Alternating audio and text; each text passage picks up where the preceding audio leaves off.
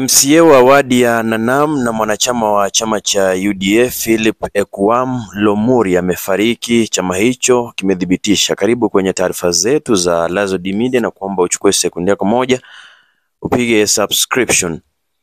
Katika taarifa iliyoshirikiwa na katibu mkuu wa chama cha UDA Hassan Omar, alithibitisha kwamba mbunge huyo ambaye pia alikuwa naibu spika wa kaunti ya Turkana aliaga dunia bila kueleza hali ya kuaga kwake.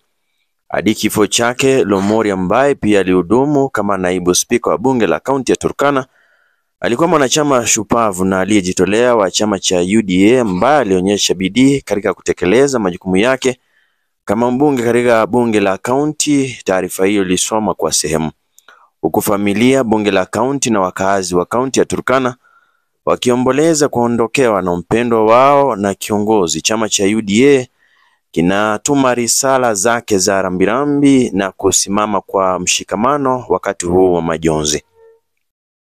Kulingana na spika wa bunge la kaunti ya Turkana Charles Ewoi, Ekwam aliaga dunia alipokuwa akipokea matibabu katika hospitali hiyo kufuatia kuugua. Katika taarifa yake, Ewoi amemtaja marehemu naibu spika kuwa kiongozi aliyejitolea na mwenye kanuni na maadili na kuwatumikia wananchi wa wadi ya Nanam kwa utofauti. Ekwam alichaguliwa mara ya kwanza mnamo mwaka 2013 na alihudumu kama naibu spika wakati wa muhula wake wa kwanza. Alichaguliwa tena mnamo mwaka 2022 na akaendelea na wadhifa huo hadi kifo chake. Mnamo Novemba 13 mwaka jana, UDA ilipata msukumo mwingine baada ya kupoteza mmoja wa MCAs wake muhimu huko Murang'a. MCA Mark Wainaina alifariki alipokuwa akitibiwa maradhi ambayo yalikuwa yakimsumbua kwa muda.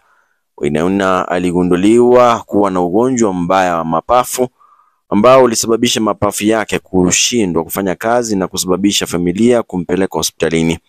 Wainaina ambaye alikuwa MCA aliyependekezwa alilazwa katika chumba cha wagonjwa mahututi katika mojawapo ya hospitali baada ya hali yake kuwa mbaya.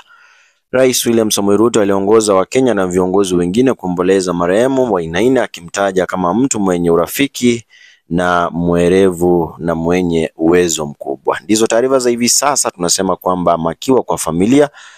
Nitakuwa narejea na matukio mengine zaidi. Hii ni Lazo D Media, zidi kusubscribe, hapa ndipo nyumbani.